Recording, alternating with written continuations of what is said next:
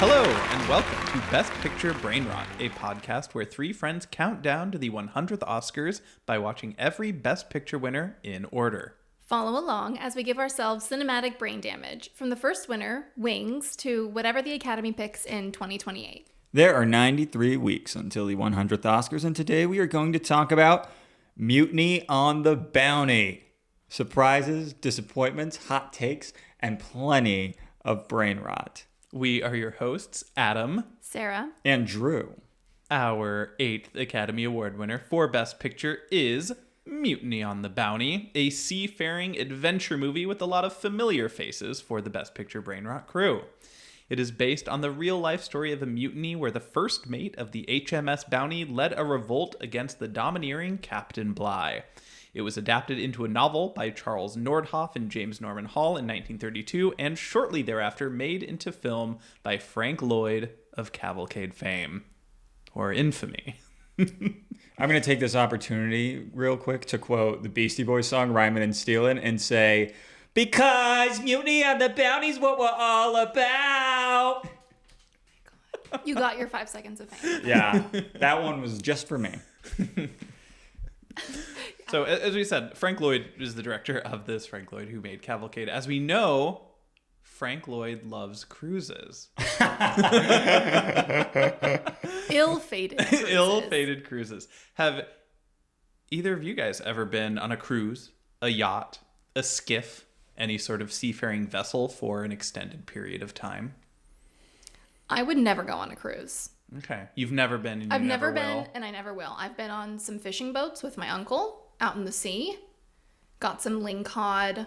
I got a sea cucumber. How do you hook a sea cucumber? I don't actually know how it happened, but it was really cool. I've never seen like a sea cucumber. That's my boat, my ocean boat. I've been on one cruise to Mexico when I was super young. I remember I went on the slide into the pool, and it was so cold that I was legitimately in fear that I was going to seize up and die. Oh. A pool? I love those irrational kid fears. I know, I was so young, and I just like hit the water, and I was like, this is how I die. It's so cold. One time I was in a hot tub, and I thought, like, why hasn't anyone tried breathing underwater? So I tried breathing underwater, and then... You just sucked in all the Band-Aids and the toe fungus and Yeah, and then I was like, oh, I see boiled now. scabs. Was this like your own hot tub, or was it a hot tub at a La It was in my Quinta? friend's apartment. Oh, Oh, okay. So what? Okay. that's actually well. I trust that a little bit more. Maybe. What about you, Drew? I've been in a canoe. I've been in a rowboat. I've been in a sailboat. I've been in a motorboat. I've been on a ferry. I've been on a lot of boats, I think, in my day. Any overnight, or perhaps for 2 years? No, I don't know if I've ever slept on a boat. That's why this movie just wasn't really relatable to us. Yeah. Never been Skip press this gang. one if you've never been on a boat. I've wanted to commit mutiny, though. Oh, okay. Do tell. Who Just amongst like us haven't? Just like at work. Oh, amen to that, sister. Oh, God. But while we don't have a lot of experience being on the open sea, there's a lot to learn about this. And I do believe there's one person in this podcast who maybe took a college course. Yes. So, at the University of Oregon. Shut up.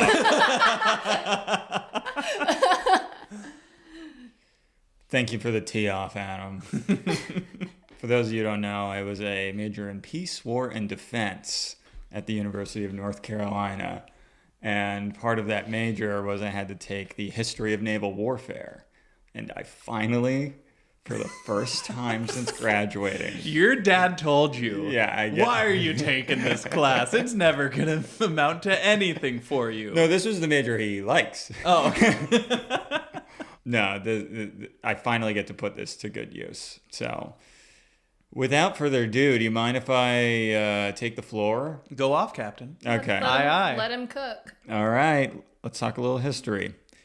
Mutiny on the Bounty, like our old friend Cavalcade, is one of those movies looking fondly back at the great British Empire. It's colonizer slop in all the best ways. Specifically with Mutiny, we're looking back at the British Navy, which is frankly the tip of the spear and the reason for being when it comes to Pax Britannica. There really is no British Empire without the British Navy. To give you a full history of the British Navy would require a full history of Britain itself, and that is not the point of this podcast. So I'll put it this way. In Best Picture brain rot terms, by 1789, when the film Mutiny on the Bounty is set, the British Navy is low-key goated. But they are not without their issues, and therein lies our story. Allow me to impress you with the brief history of impressment. Oh. Press gangs, or impressment, was the forcible conscription of men into naval service.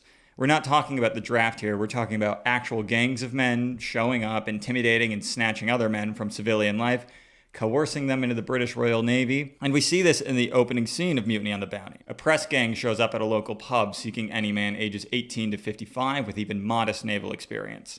These men will be placed under the command of Captain Bligh, a real historical figure, on an expedition to Tahiti, where they will harvest breadfruit plants and then sail them off to Jamaica for use as cheap food for slaves.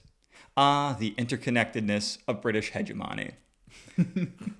Now, why did press gangs exist? Were they looked upon fondly? No, of course not. Many British subjects criticized the practice of impressment, even American subjects, as was often an issue during the Revolutionary War and later the War of 1812. But many of these folks argued that this forcible conscription into military service went against the British Constitution. Well, what good is a constitution? They still did it anyways. But why? Let me remind you, the British Navy was low-key goated. It was massive, sprawling, perhaps even spread too thin, with colonies across the world and some significant military losses in, I don't know if you've heard of it, America. British naval manpower was lacking. Lots of ships, not enough men. So where do you get men to man those ships? Just force them to. Go down to your local pub. Literally. Find a few guys. Literally. And this is where Mutiny on the Bounty begins, but we'll surely dabble in some more history as the story goes on. But thank you, Drew. That was very enlightening content. I would say I was very impressed. Thank you. Before we get into the movie itself, I've heard there's a lot of tea that comes with this one. The kind of tea that you can only get by putting, hundreds of men on a boat with each other. Exactly. Let me dive into it. Oh, nobody dives in this movie. Yeah. But like water. Shut up. Okay. Let's set sail with cast and crew. I'm the captain. He Drew 8 with that. I'm sorry. That was podcast mutiny. Mutiny on the HMS Brain Rot. Okay, let's set sail. This wasn't just a film. It was one of MGM's biggest swings. At the time, Mutiny on the Bounty was their most expensive production, and they spared no effort chasing scale and realism.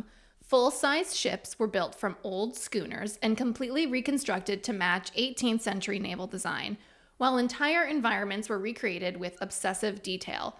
The MGM art department constructed a full Tahitian village on Catalina Island, complete with imported coconut trees and tropical foliage. The cast and crew lived on Catalina Island for 4 months during shooting on location. I didn't realize that was Catalina Island. I don't know why. Is that why I saw a buffalo walk by in the background? I know. A buffalo in a golf cart. I wouldn't do that movie because I hate Catalina Island. Yeah. You've specifically told me to never go to Catalina Island. Yeah. We were watching Step Brothers. And we're like, oh, we should go to Catalina. We're like, no. Never go. You'll regret it. So yeah, unfortunately for them. But the ambition came at a cost. A barge carrying over 50 crew members capsized during filming, killing a cameraman, and another replica vessel went missing at sea for 2 days. When the crew finally returned to Hollywood, much of their location footage had been destroyed due to poor storage, forcing them to sail back and shoot it all over again. That's awesome. As someone who's worked as a PA, this is the sort of thing where way down the ranks, I'd be sitting there just licking my lips at how dramatic that set probably was. 2 days. I have no responsibility. Yeah, exactly. I'd be like, hey, I guess we gotta go back to the island. Wonder what happened to all that film. Oh no. So here's some more tea. On set, tension was just as intense as these conditions. To ease the tensions before filming, Clark Gable, seemingly unaware of Charles Laughton's homosexuality, took him to a brothel. I was unaware of Whoa, Charles Laughton's I was homosexuality. Oh, we'll get into it. Wait, he took him. Okay, crazy On Catalina story Island. unfolding No, in here. LA or something. I don't know.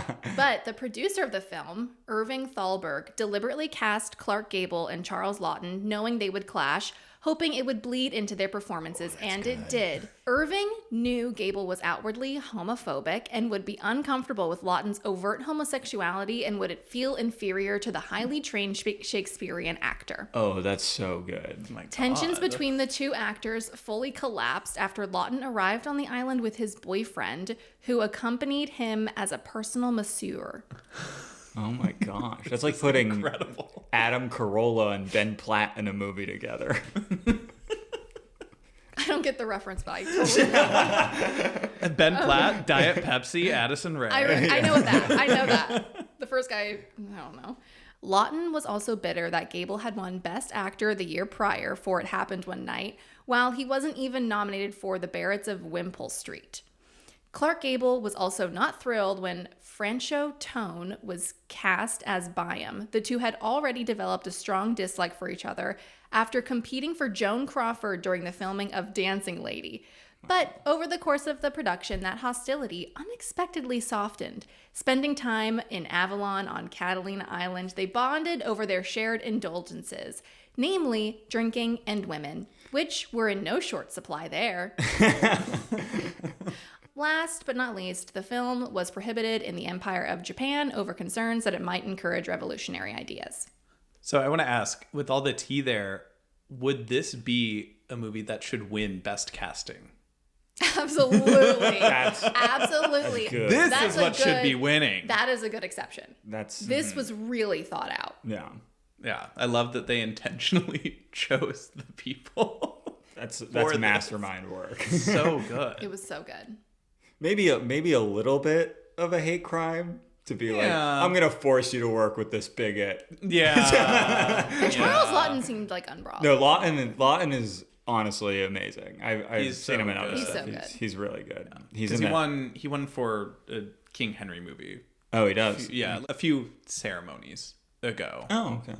Yeah, that's too bad about Clark Gable though. I was actually I really know. liking him. I know, me too. He probably came around. Probably not. I don't think so. I doubt it. You guys, you're actually not so bad.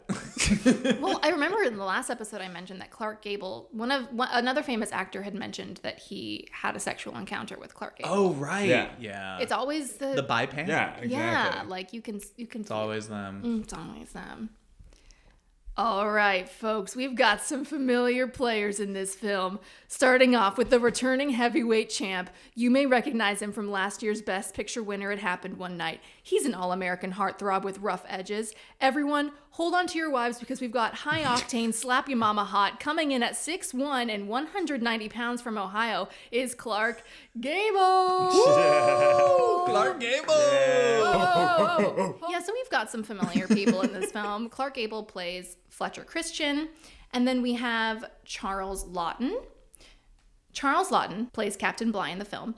He was one of Hollywood's most singular presences. He was an actor who never tried to be traditionally appealing and instead built a career out of making audiences slightly uncomfortable. He specialized in characters with moral rot, psychological tension, or quiet menace, using his unusual physicality and voice to suggest something deeper and often darker beneath the surface.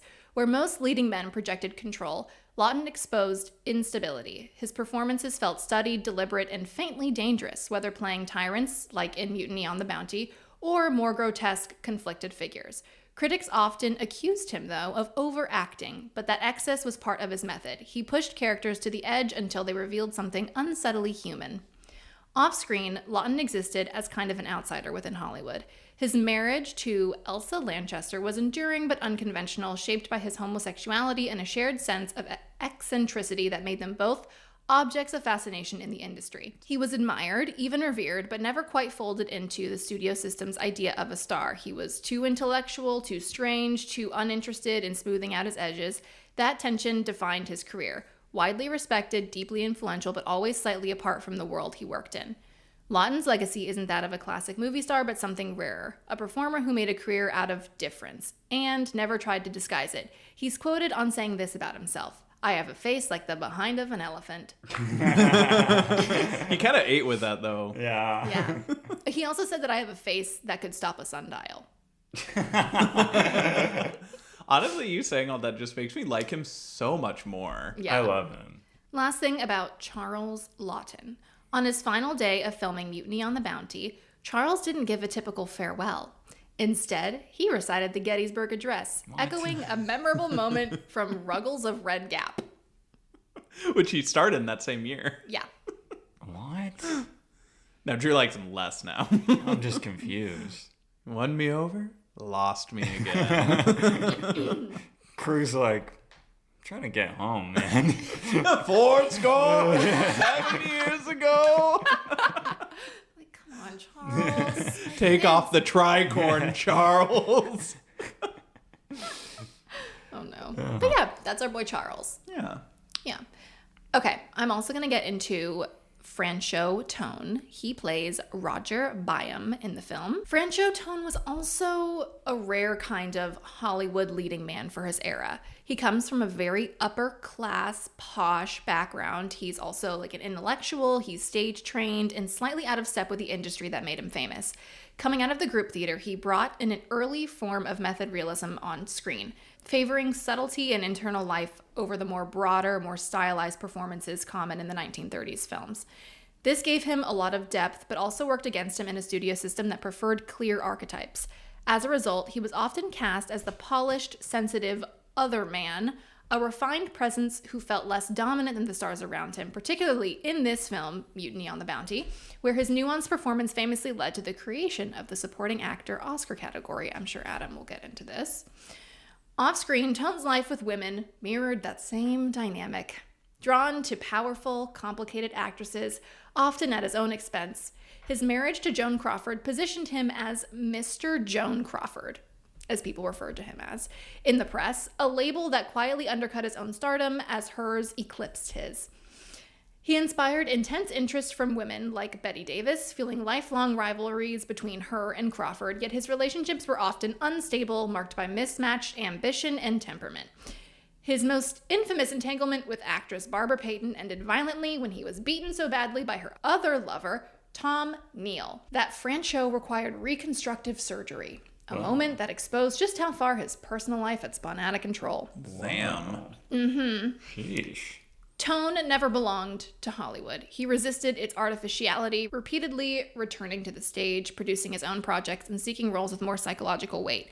While he achieved leading man status, he seemed more interested in being a serious actor than a movie star, an attitude that earned respect but limited his longevity in a system built on image, hierarchy, and spectacle. He was cremated and his ashes were kept on a shelf in his son's library surrounded by the works of Shakespeare. In 2022, they were interred in the Point Comfort Cemetery in Quebec, Canada.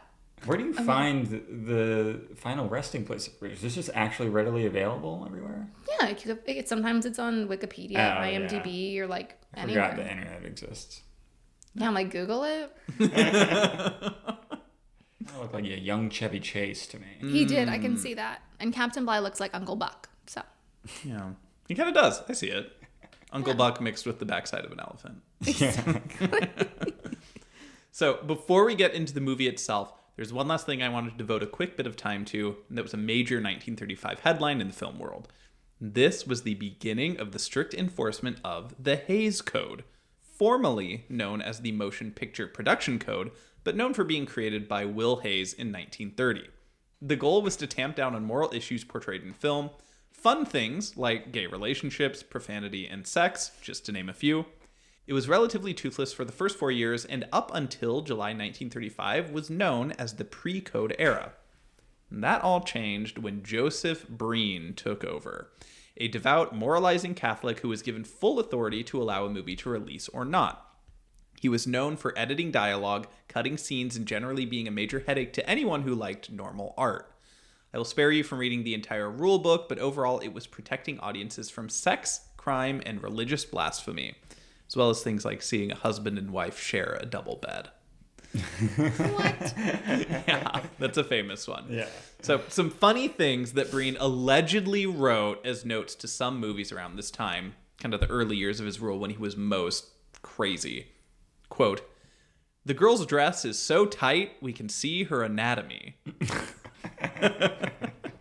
He said of Mae West, That's my queen. he said of Mae West, her entire personality is a violation. Oh, you know what? You know what? He doesn't know where the clit is. He's Okay. never made a woman happy in his life. Joseph Breen, pull up right now. We Pull have up things to right say now. to you. No, this man, he needs to stop. Get laid. He needs to get laid. This is what happens when dudes don't get laid, is they become this. Yeah. Another quote of his was, another note was, "The gangster should not be too attractive or too clever."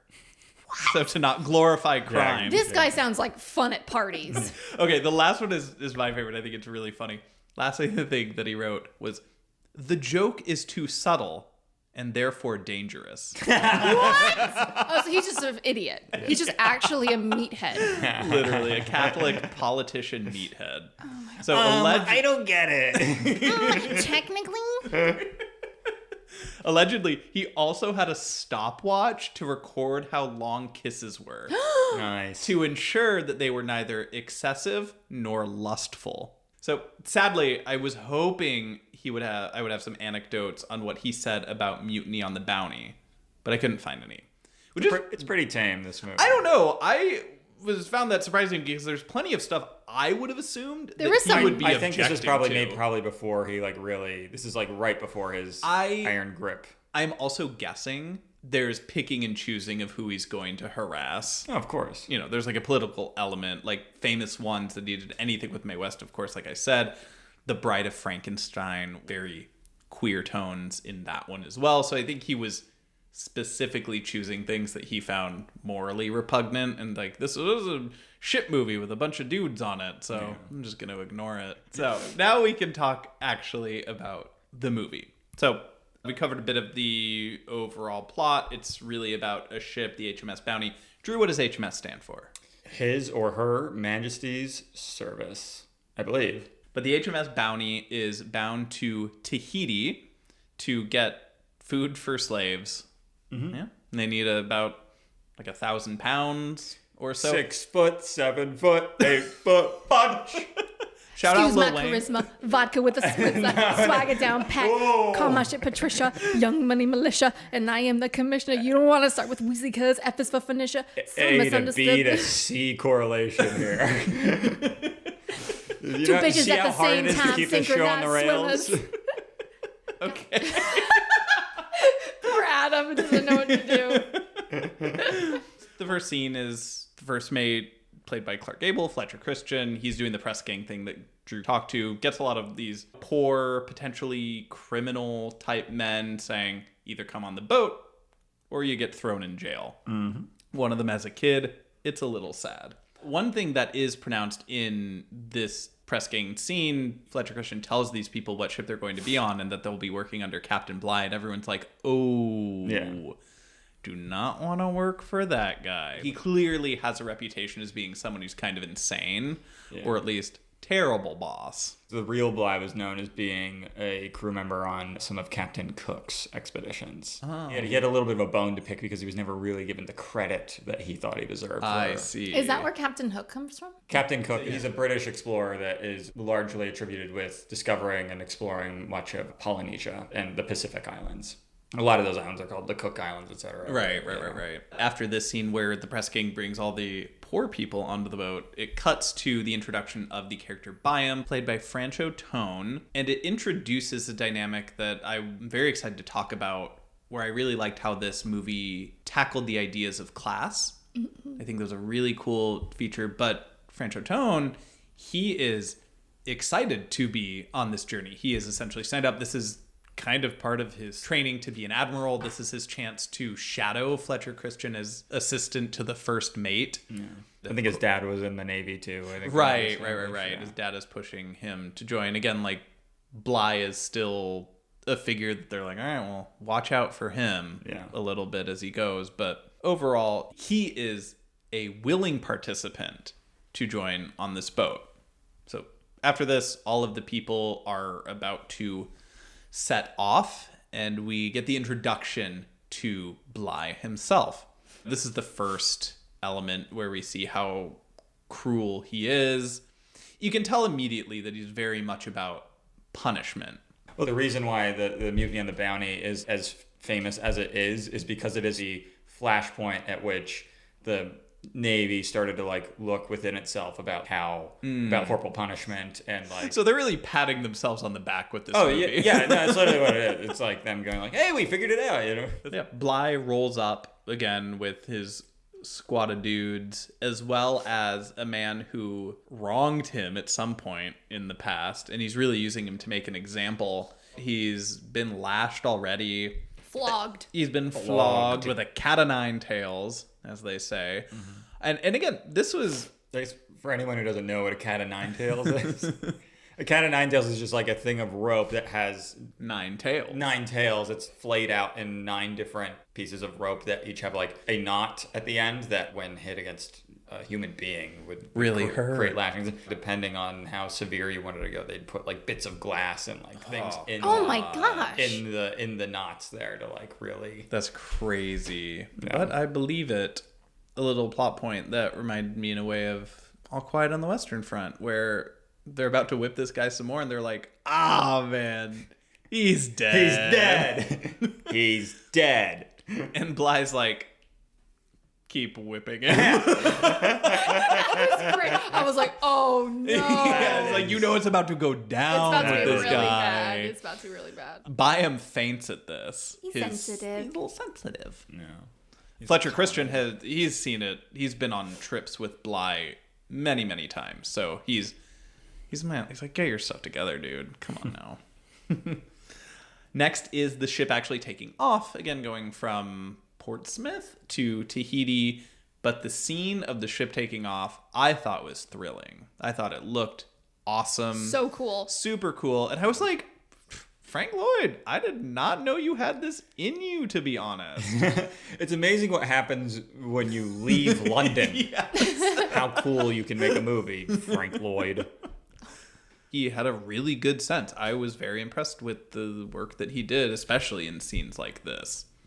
We start introducing conflict between essentially the Bligh side of the ship as well as the Fletcher Christian and Byam side of the ship. Well, really, it's more... Byam's playing both sides. Byam is playing both sides. So that is out on true. top. That is true. Yeah. He's a little conflicted. He's a little conflicted because he's got that whole British sense of authority. I'm just here for the ride. Yeah. He knows what he's doing. Yeah.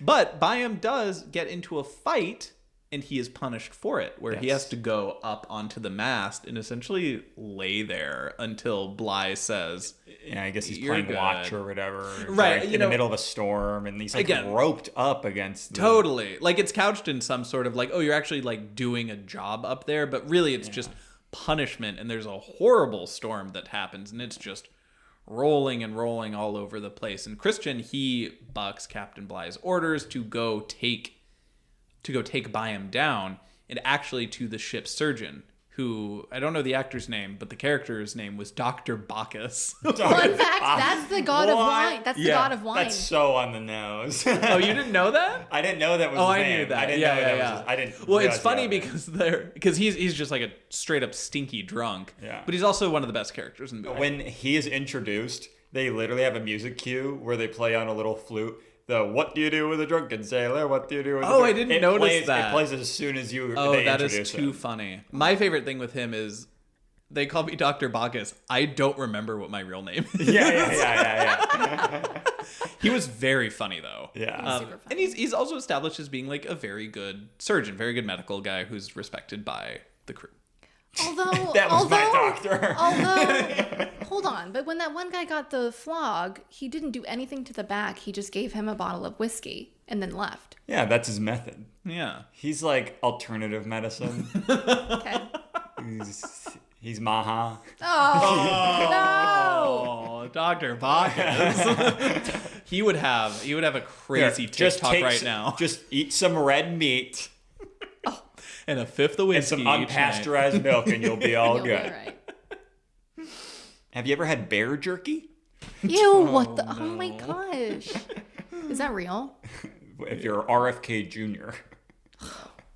Ew. So the next sequence, there's a bit of repetition there, but it does serve to really escalate and ramp up and add heat to the whole situation with Bligh really abusing the crew. One interesting element of that, I would love your take on this, Drew, is Bligh says, I am entitled to be able to do this because we are under wartime rules. I could be wrong on the exact dates, but around the times of the Napoleonic Wars, it also just seems like a lame excuse from a guy who just has like a, Yeah. who has a, just wants to Totally. I mean, get off on some violence. it is just like another element of control to stop people from questioning anything that he's doing. It's what governments do in these things where they say, well, it's an emergency. Exactly. I have executive power. One of the earliest crossings of the Rubicon, I would say the Rubicon has crossed many, many times during this whole movie. But there's a worker who's scrubbing the deck, and he stands up. His knees are all gashed up, and he's like, hey, I just need some water to clean my wounds. And Bligh's like, you want water, you say, huh? No. So he ties him up in a rope and throws him overboard. They have a crazy... The shot was so weird. I rewinded it like 5 times. I'm like, wait, what happened? That's a crazy shot where it's like they have a rope tied to a dummy and they show the underside of the ship and the dummy just like slapping up against it. It's crazy. Which really took me out. I was like, oh, that's a weird scene, but it's very memorable. I don't know how he died. Was he just slammed against the bottom of the... I mean, it was like a moving ship. They threw him off and he fell in the water and was just like hitting He's ship. drowned, effectively. Drowned and bludgeoned. Yeah, exactly. And so they pull him up and they're like, oh, he's dead. There is some disagreement on whether that was a real practice that they employed on the Bounty. Didn't they say that was keel hauling? Keel hauling is what it is. I believe. I think you're right. I've heard the term, but I didn't know what it meant. Yeah. There are a handful of things in this movie and the book that are like people have their disagreements on what's true. Like and if what's it's not like more apocryphal or yes, exactly. But this is certainly the most very memorable egregious scene. Yeah. Yeah. For the purposes of the movie, it worked. It made me laugh. Yeah. Laugh. I know. I actually laughed too because like it was just like the context so weird. of the Oh way my it God. looked. It was my more God. just like there was nothing else like that in the movie. It was just he throws him off and then He's suddenly kind of like side angle of and again him. it's clearly a dummy. It's just Yeah. I feel like we've seen scenes like that. It's like American Sniper when he holds the fake baby. Well, we're gonna get to just like immersion breaking. Oh, you're talking about the fakeness of it. Yeah. Or like I thought you were talking about Renesmee. the emotional element. Renesmee in Twilight. Yeah. You haven't seen it. I do know about Ren. I do Drew, know you about haven't seen Renesmee. it. Drew, you I've haven't seen seen pictures it. of Don't it. laugh like you've seen it. You need to watch it. I rescind my laugh. Yeah. There are a lot of times during this movie where you just think, oh, now the mutiny's going to happen. Now the mutiny's going to happen. But surely that was the straw that broke the camel's back. Killing a crew member in really cold blood was not that. And again, the escalation continues. The next scene is Bligh with all of the other higher ranking. Again, I do really love how this movie tackles class differences. Yeah. I think it's super cool. There's a scene of the captain, first mate, the surgeon, Byam as the assistant to the first mate, and then one other guy who I forget exactly who he was. But these are people who get to sit in the nice captain's quarters and have food. Like everyone else, I'm sure is having bear jerky or whatever, but these guys are getting a real meal. And there was actually a scene slightly before this where they're opening barrels and Bligh says, oh, there's 10 pounds of cheese missing. Yeah. So someone on this ship took the cheese. Who took my cheese? No, this was the most relatable part of the movie because don't get in between me and my cheese. You get between me and some smoked Gouda, you're getting flogged. I don't think it was smoked Gouda, but fair. No, my smoked Gouda. I would choose smoked Gouda if I were the captain of the ship. But the crazy thing is Bligh is the one who literally brings this up, and the person who's manning the barrel is like, no, you told me to take the 10 pounds of cheese to your house in London. This was totally an own goal by Bligh, where it's like, you could have just not said anything. Because he is, and this will see this in other parts of the movie, like he is legitimately committing lots of fraud in stealing goods and all that kind of thing. This is one example of that. He wants to use it as a way to punish the crew for, again, no reason. But like, buddy, just keep that to yourself. Because the crew member is like, no, you told me to take this cheese. Like, those were the orders. And they kind of play it off like, oh, that was a mistake. You shouldn't have done that, et cetera, et cetera. But during this dinner, Fletcher Christian calls Bligh out because Bligh offers everyone at the table cheese. I love and that they're scene. like, would anyone care for some cheese? he's like, no, I'm okay. And he's like, Mr. Christian, you've never objected to cheese in the past. Okay, no, the cheese scene, that was so good. Yeah, no, it was very funny. It was cheesy, right? No, it was a Gouda. It was Gouda. It was a Gouda. Okay. You can keep I don't trying. give in a damn what you think. What? I don't give an a damn what you think. Is that a And kind you of say cheese? you like cheese. All right. You don't know what an a damn is? Sorry, I'm the goat. Swiss me with all this, guys. That's what you tune in for. Cheese puns, everyone. Cheese puns. We got them all day. Doctor Captain Bligh would have appreciated my joke. Yeah, that's true. Next, again, as part of the escalation, some of the crew members, they catch a shark Yeah. for the meat because Yeah. they're running low on food. And the Shark bait, ooh ha ha. There's something that I've never seen in a movie where someone gets slapped in the face with a slab of shark meat. I don't know if that's ever happened again, but it's something very unique to this movie. Rumor has it Chipotle's going to bring it back soon. Shark meat? New meat just dropped. That's their exclusive for the summer. It's their summer meat, shark. El tiburón. So at this point now, the crew is almost to Tahiti. Bligh kind of pushes Christian really hard in having him sign off on essentially a ledger of goods that is purposefully fraudful and is Bligh himself taking a lot of goods from the ship for his own. I think it's also part of it's an account of like who's died on the ship, isn't it? Oh, that may be the case as well. I think that's also a part of it, is he's like fudging the numbers a little. Yeah. He asks Christian, because, you need a second in command to be someone to sign off on everything. Christian is like, normally I would do this, but the way that you've conducted yourself on this whole trip is disturbing to me. Yeah. Essentially. Oh, now you realize that, Christian. I mean, yeah, you could make that argument. You've only for been sure. with this guy for multiple voyages. Why didn't, there's no where's HR? Where's the That's lady? what this movie's about, is Where's when- the lady with a massive Kate Spade purse, typing on a little computer? They fucking flogged her. But yeah, and then after Christian won't do it, Bligh takes him out onto the ship and asks him again publicly. Yeah. Which I think is a weird move, considering it's purposely fraudful in front of everyone. Regardless, he threatens Christian, if you will not sign this, I will court-martial you. Yeah. To which Christian does sign it and really explicitly threatens him with an investigation once they actually return to London. Highlighting, again, the true butting of the heads between the two of them, which is ultimately going to lead to, of course, the title of this movie. But they do arrive in Tahiti. We're introduced to a bunch of Tahitian locals, which this scene was... I thought we were going to be on the ship the whole time. I was surprised there was anything on That scene was Tahiti. awesome. I thought that was so cool. But they the spend a extras. lot of time on Tahiti. But yes, it is like a lot of them coming up. Drew, I don't know if you have any like level of historical context, but they are welcoming the colonizers.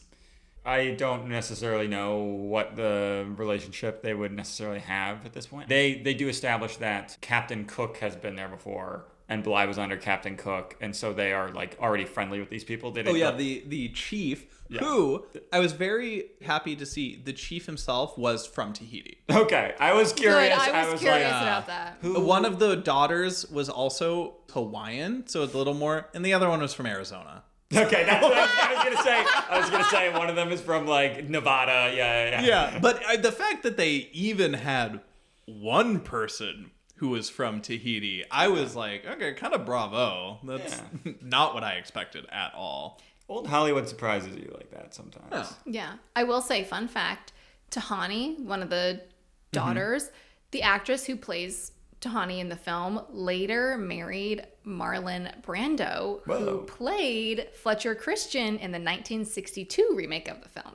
Did he not also move to Tahiti, Marlon Brando? Maybe. I think he moved. I could be getting a different Polynesian island. Maybe it was Fiji, but he at some point lived and like tried to create a sustainable community on one of these Polynesian islands, like late in his life. Well, maybe he's buried there. Maybe that was with his.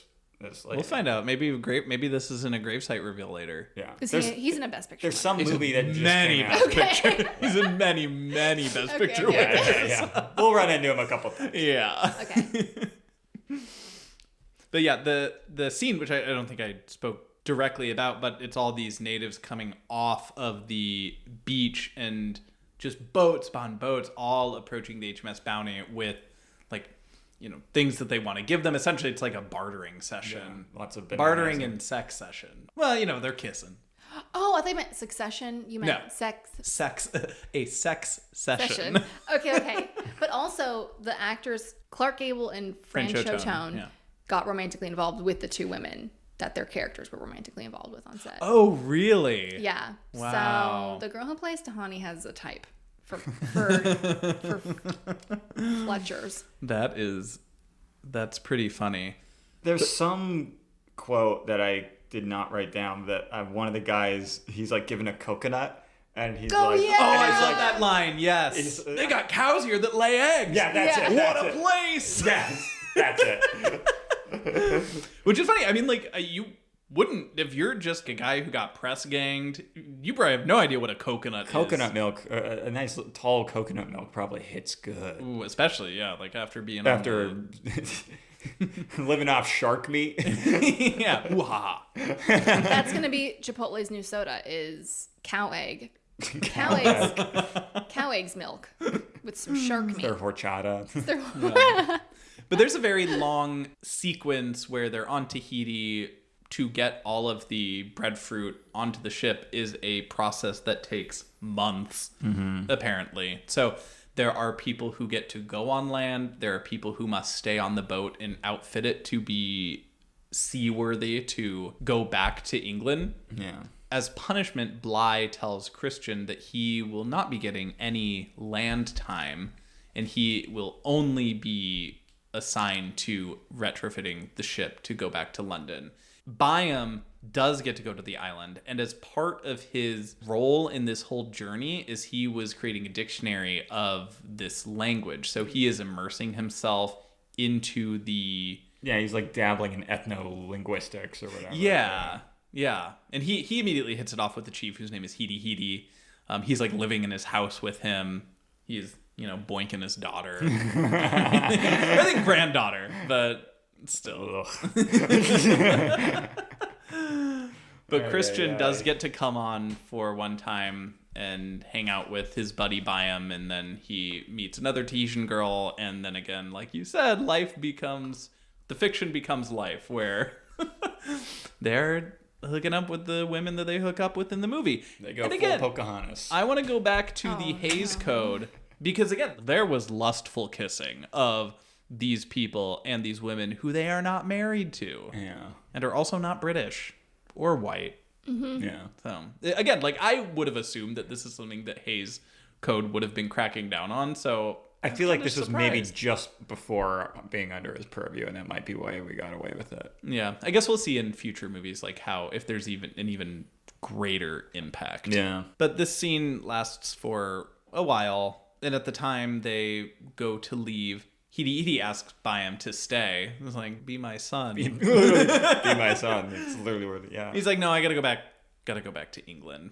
Some people kind of want to stay. Some people are very happy on the island. Some people are like, well, I gotta get home to my wife and kids. When I saw that, when that scene happened, I literally thought to myself, I was like, I'd do it. I'd stay. You wouldn't go back to Mother England? No. You kidding me? Leave Tahiti? Oh, nice. No, I guess I gotta stay in Tahiti the rest of my life. I gotta eat cow eggs the rest of my days. But they go to leave Tahiti, and they actually start the trip back. Again, I kind of assumed they would never make it to Tahiti and this mutiny would happen. Everything, though, really comes to a head when Bligh is trying to call an all-hands meeting. One person isn't there. It's the surgeon, Dr. Bacchus, who is very sick. He's very unwell in the brig. And he's like, get him. I need 100%. I need every single person on this as just a power move. There's literally no reason Well, for Christian this. also just arrived, and he was like a little late, too. Everything that he does is just in this pursuit of power and domination. He sends Byam down to get him. Byam sees how sick he is. And he's like, no, I told him with my authority that he can stay. Bligh's like, that is not going to stand. And then Bacchus does come up because he's trying to protect Byam as well because he does like him.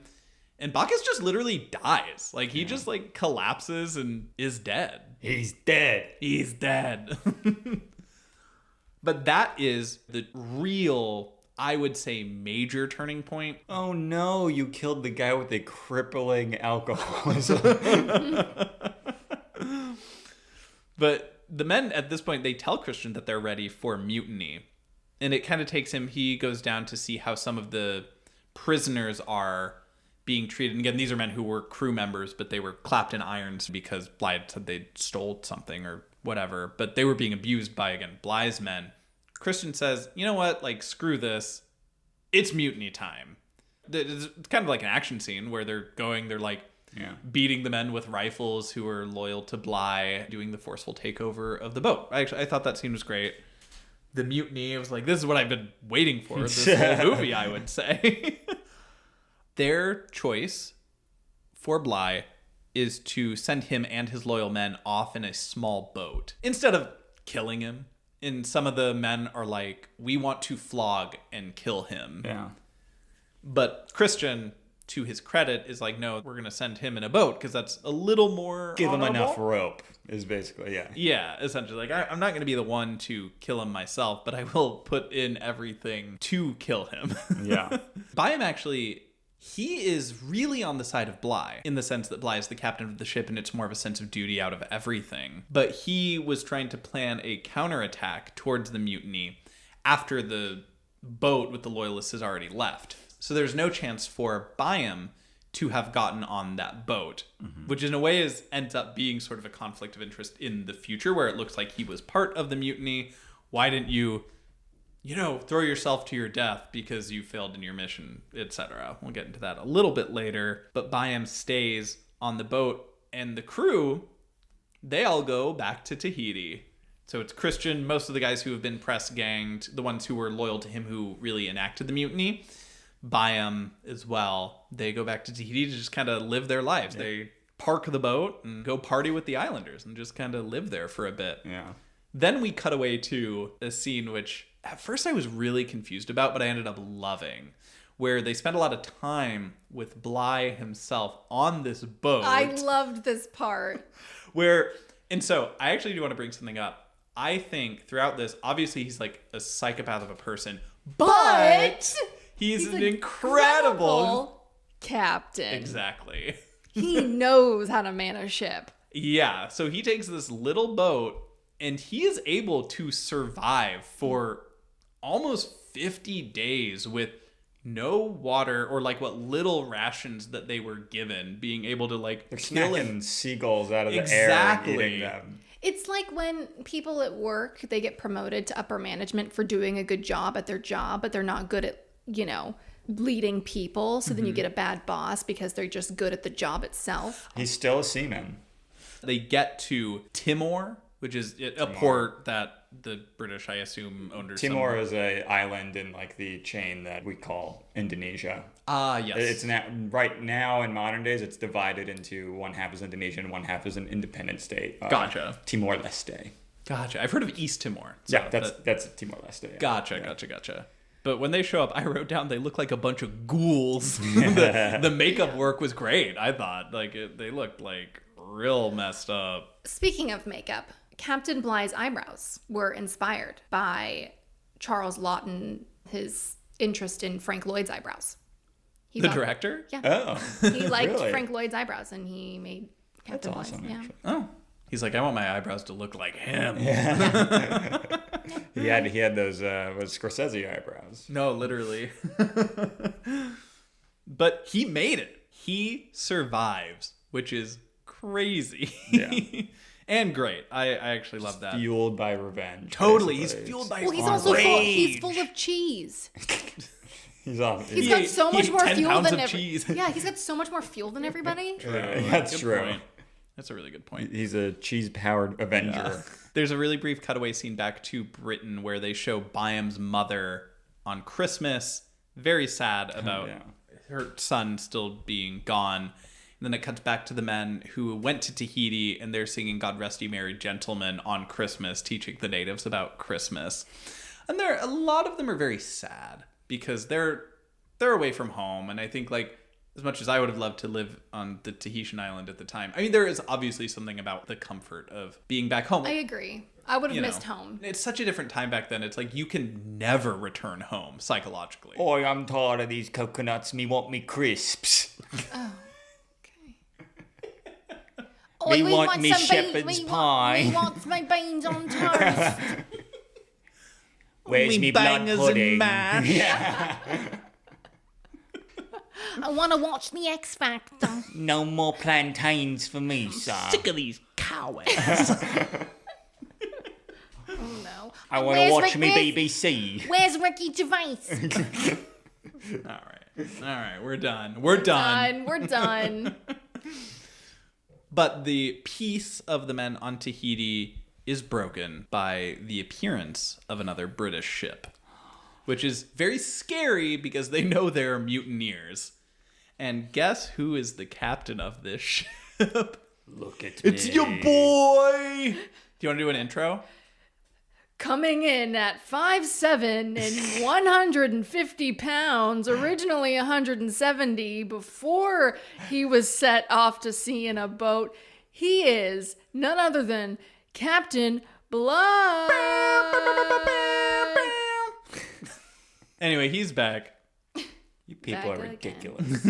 He is there on the boat called the HMS Pandora, specifically to chase Christian down. Again, he is a vengeful seafarer fueled by cheese.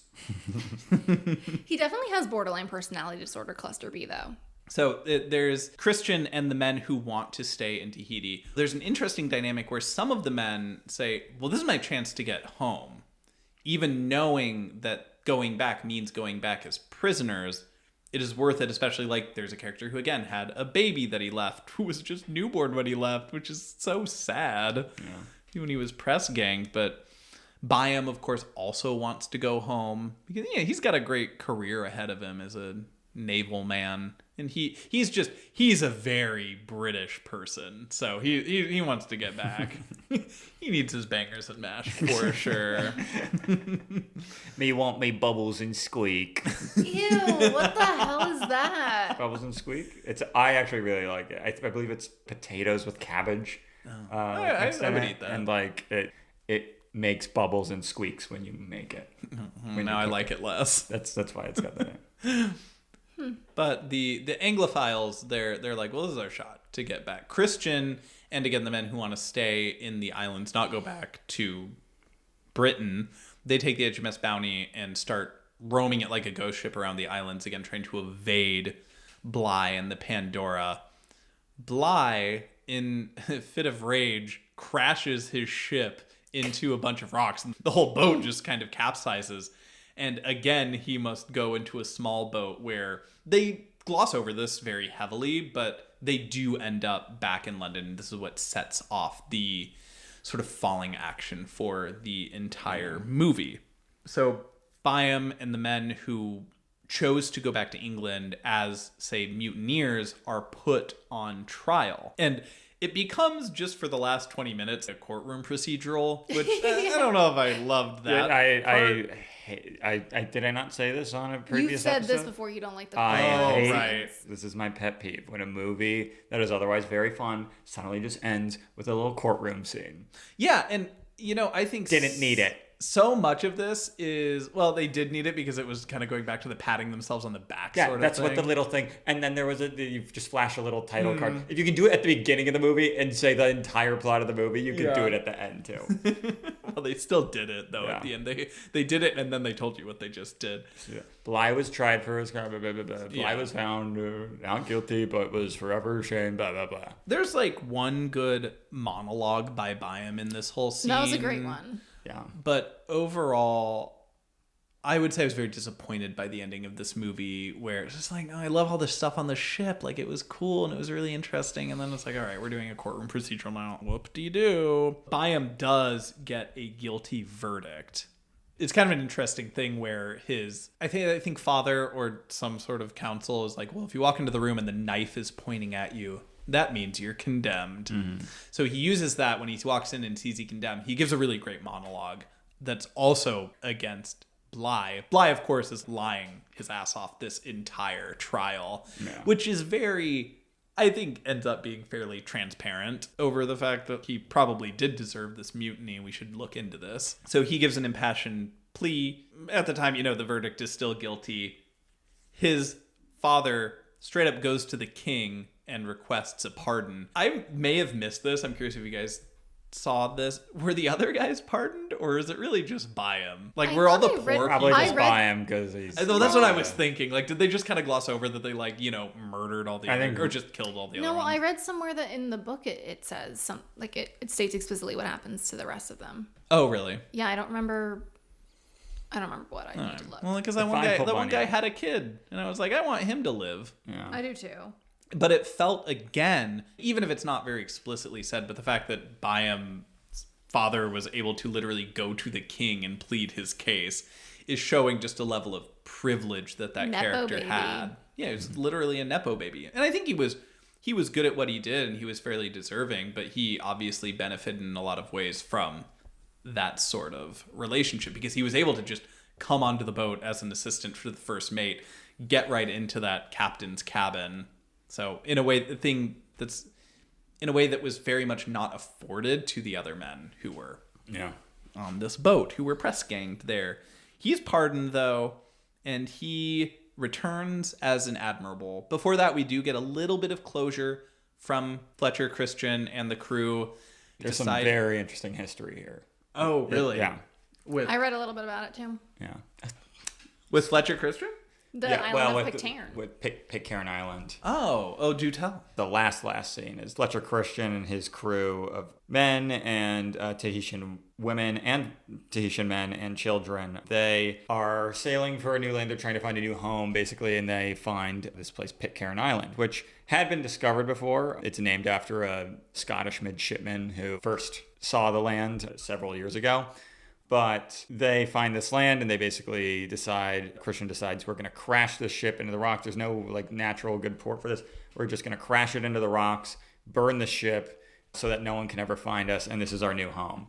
What's interesting is that island at the time was unsettled. There were Polynesian peoples who had discovered but not settled. Yeah, there were Polynesian peoples that lived there, maybe 100 years before, but they had since abandoned it. Oh. So it was an abandoned island. No one was living there. The mutineers from the Bounty basically settle there along with this collection of their Tahitian families, and they effectively create this entire new society. They have one settlement named Adamstown, which is named after one of the crew members. Good Adams. name. Yeah. Good name. Named after one of the crew members, Adams. But I think John Adams was his name. And worst name. To this day, pretty much everyone on that island is a descendant of the mutineers.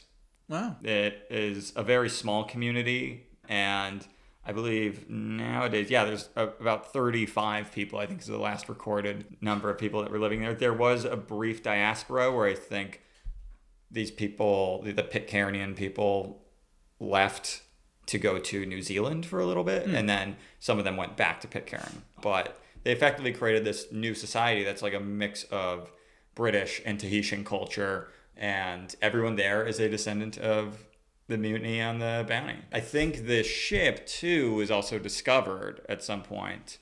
Yeah, the wreck is still visible underwater, as was discovered by a National Geographic explorer. And so almost all the people there have names like Christian is the most common last name on that island, as is Adams and other names of people from the mutineers. I would not want to look at the DNA of the people on that. Yeah, I mean, it's probably, they got a webbed foot or two. Well, sorry to the people of Pitcairn Island in 2026. So that's the movie. We'll talk more about our deeper thoughts, but before that, we'll get into some Oscar history. So at these 8th Academy Awards, there were a few unique anecdotes. We had the first and only write-in winner. This was Hal Moore for A Midsummer's Night Dream, one for cinematography. He attributed his being off the ballot to his activity in a 1933 strike. He was, quote, sitting at home unshaven and in his work clothes when the phone rang, telling him that he had, in fact, won the Oscar. Nice. So, Mutiny on the Bounty had 3 nominees for Best Actor. There were 4 nominees. 3 of them were from this same movie. Gable, Lawton, and French O'Tone. They all lost to Victor McLaglen, the star of John Ford's The Informer, a movie about the Irish troubles of 1922, guy who rats on his friend. In fact, of the nominees, Lawton only got 3rd, and the unnominated Paul Muni came in 2nd due to write-ins. Jeez. So Gable and Tone totally just left out entirely. Wow. And I wonder how much vote splitting, if any, was going on. Because I would say that Lawton was more than deserving. Yeah. Absolutely. So Mutiny on the Bounty would actually also lose out on every other award it was up for. Mostly to this movie, The Informer, which won not only actor, but director and screenplay. Oh. So Mutiny only won Outstanding Production. Oh. So it is the last film to achieve this distinguished, somewhat sad feat. Have you seen The Informer? I wanted to see it. Like, it seems... it's not one that I'd heard of before this, but now I'm very curious to see how it stacks up against Mutiny on the Bounty. Because it did win against The Informer, as well as 10 other nominees. So there were 3 adaptations of well-known novels or plays.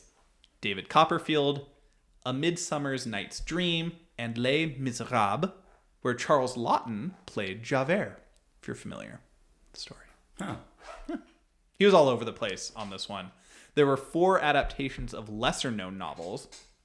Alice Adams, a movie helmed by Katharine Hepburn. Another swashbuckling sea adventure called Captain Bligh. Funny that 2 of them were nominated this year. One called The Lives of a Bengal Lancer about British troops oppressing the frontier in India. One that also starred French O'Tone.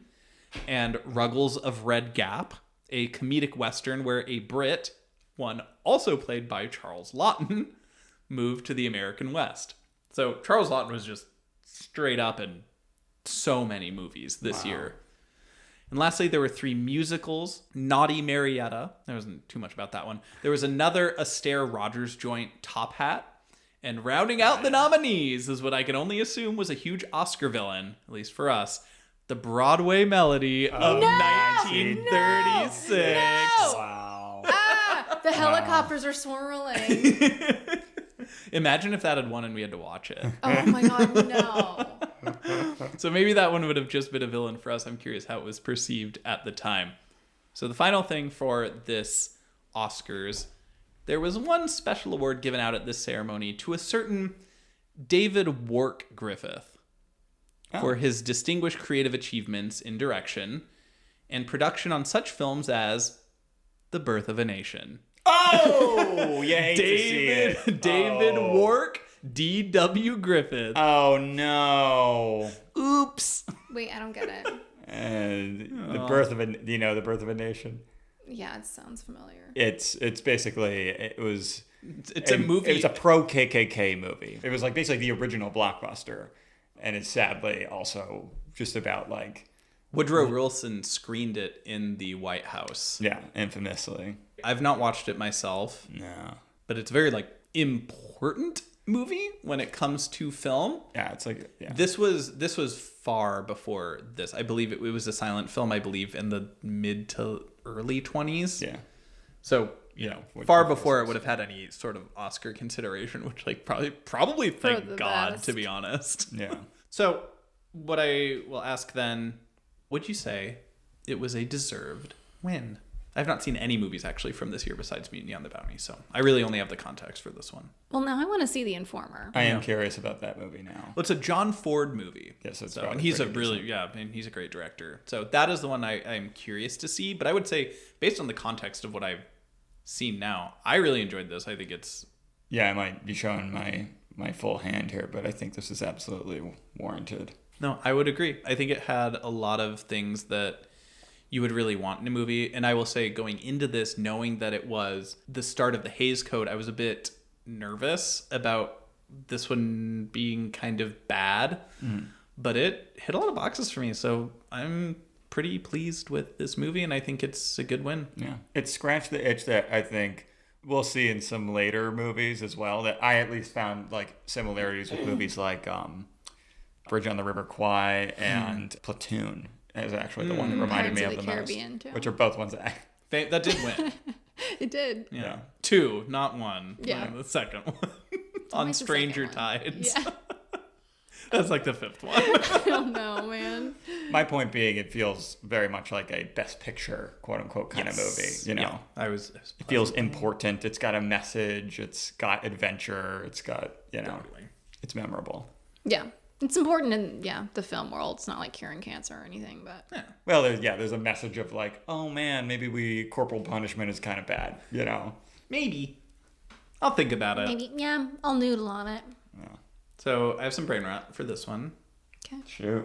So this is a very white male kind of movie. I say I joked last episode about this having no women. Colonizer slop. I'm coining it. There were more women in this movie than I expected, so good for that. But I would like to pitch 2 new visions for Mutiny on the Bounty. Okay. One, a Lin-Manuel Miranda musical version. Oh, I don't know anything about him. I don't know please. anything about him. And two, a Paul Feig Girl Bosses only version. Who's We're Paul gonna Feig? Ghostbusters. Yeah. Who's Paul He Feig? did Bridesmaids. Bridesmaids, Ghostbusters. He just did The Housemaid. Okay. Yeah. But again, like I was mostly thinking of the female Ghostbusters where you put women in all of the roles. So which one of these is superior? We've got like a very diverse musical cast. I'm not making this a musical. I'm instantly not making it a musical. Okay, so you're gonna girl boss it. I'm gonna girl boss this movie up. How would that? I be also different? hate when movies do I that. thought you were about to say I also hate women. No. No. I'm gonna tie it back to what I was saying, to how I started this whole thing. There is already a very good rap song about the Mutiny on the Bounty by Beastie Boys. White people. By Beastie Boys. Okay, but they're white. I do not need to hear Lin-Manuel Miranda's take on it.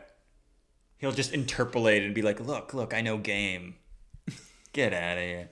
So we're voting girl boss is the direction that we want to take. No, I would see the Lin-Manuel Miranda version.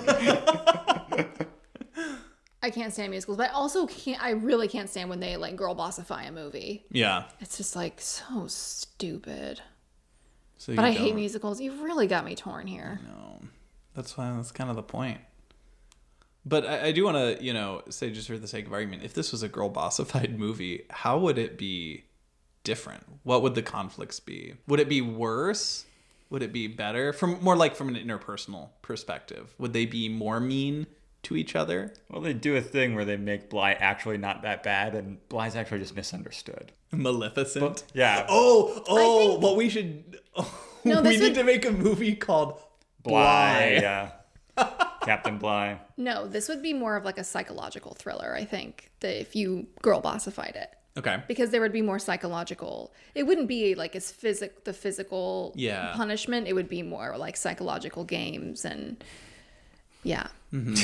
Elaborate. We're going to start a mutiny because my boss has been gaslighting me. stuff like that. Well, I mean, like that actually is what happens in the movie, though. Like he was gaslighting everyone. He was gaslighting, gatekeeping, girl bossing a little. Yeah. He was a queen. Yeah. We know. We've discussed this. He gatekeeped a little. He was like, "Those are my pearls. Those are not yours." Yeah. So true. Yeah. Okay, well, I think this actually it has unveiled another thread now that I'd like to go on, is this concept of the movie Bligh. Yeah. Wait, they were going to make a sequel. Frank Lloyd was going to make a sequel to this really? movie that's just about Captain Bligh, but it just never happened. What was it about his origin? Or was it like know. after the events in the movie? I think he went on some more expeditions after. I think it was after, yeah. No, because origin would be so funny based on, like, how would they make Bligh not a villain? Well, first off, they would make him really hot. Well, as a young adult. Well, like realistically, as what happened in history, he just sort of had a weird complex because he didn't get the credit that he thought he deserved while being under Captain Cook. So it would be about him being under Captain Cook, not feeling like he got the respect he deserved. So do you think it's plausible that he was good and then became? No.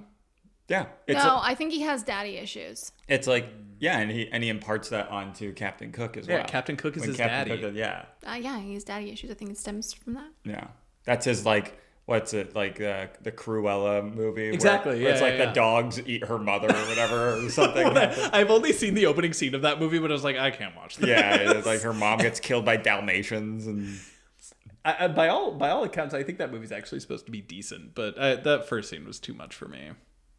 I haven't seen it. Maybe if I'm sick one day.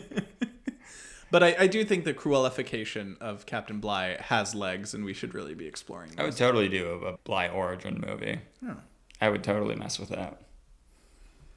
nice. Did I tell you guys that Clark Gable disliked wearing knee breeches because they were too effeminate? Of course he did. Forgot to mention that. Oh my gosh. Insecure. Clark Gable. He's just out Had there. one experience and couldn't get over it. Yeah. Started to question everything. Oh my gosh. All right. Final ratings? I'm gonna give it a 4.5 because I really love this movie. To me, this movie was like a really long version of like When Your Circle's Small But Y'all Crazy, and I love movies like that. I also was going to give this a 4.5. I thought you guys would not be on board with me on this, but for me, this is a 4.5. It's... No, I'm on board. I'm not walking the plank. Oh man. But it's the colonizer slop that I love. It's maybe not that angle, but no, Maybe not that angle. I thought but more it's about, like the acting it's and like the- just short of like Lawrence wanna of explain that for the Arabia, listeners? Those movies that I look. It's just scratching an itch. It's like- got the right the amount white man. He's dominating It's got nature. the right amount of adventure. White boy in a strange world. It's Dune. You're definitely a biome. You're a Ooh, biome. that's actually a good one. I Who feel like are we? You're totally a biome. You like follow rules. Like you're very much rule follower, but I could see you being a leader in the way that Fletcher is. You're definitely just a biome. That makes you Bligh then. She's Dr. Bacchus. I don't even drink. I know. I don't drink and I'm not a doctor. I definitely am like a Fletcher in the workplace though. Like when there is a boss being not nice or hostile, I always am the first one to bring it up to the higher powers that be. Love that for you. But You I'm- tell Julia in HR. Yeah. I don't know. She's like, it's time for your lashings. You're flogging. I'll flog. I'll take a flog for my friends. If your friends don't take a flog for you, they're fake friends. True, real. I'm gonna get that tattoo. Is that from the girl boss version of Yeah. Yeah. Yeah. the Bounty? Wait, who am I? Well, I mean, if he's by him and I'm Christian, you have to be Bligh. Yeah. Not Fletcher? I said I'm Christian. Oh, you're Christian. Yeah. Why am I Bligh? Someone's got to be Bligh. Someone's got to be blind. This is like when you played with your friends on the playground and you were playing mermaids and someone took the pink character and someone took the blue character and now you're left with like fucking I want to say green. you started this. You assigned us the other ones, and now you get Bligh. Yeah. Like, So It's Bligh or Bacchus. or Hiri Hiri. Hidi Hidi. Hiri Hiri, yeah. Yeah, you can be a nameless native woman. I'm okay. Just kidding, they had names. They just weren't that important. Yeah. I will say, I fully came into this thinking it's like a very solid 4. And I really liked it. But I think like having this conversation, I think it bumped me up. I think I'm there. I still prefer, I would say, Happened One Night, but I think Me this might be too. my number 2. This is my number 2. It's Drew's number This is 1 This though. is my easy favorite. Yeah. Hell yeah. I love that. Good for you. I was coming into this too not thinking that you guys would be feeling this. I didn't know, or I just didn't. I love sea movies. Like Yeah. movies with the ocean. I think I just really enjoy movies with really unique settings like this. And I think the fact that it felt so different than anything else we'd watched so far, I thought that was really cool. And like the direction of the sea stuff was really, really well done. I loved all of the acting. Yeah, the acting was fabulous. And the fact that like they were on Tahiti, that was cool. Like a little island setting on Catalina Island. Can I say something? Of course. I'm really proud that we made it through this episode without making any jokes about semen. I almost did. I did in my head. Someone said semen and I was like, Yeah, I said it once, and They're asking for we it. didn't go on it, but like Wow. you do watch it and you go, you get a little Beavis and Butthead laugh. I think that's the perfect way to end this. Yeah. That I will say, join us next week as we cover the 3-hour-long The Great Ziegfeld, which is a biopic about the man who inspired some of the events that occurred in pod favorite movie, The Broadway Melody. No!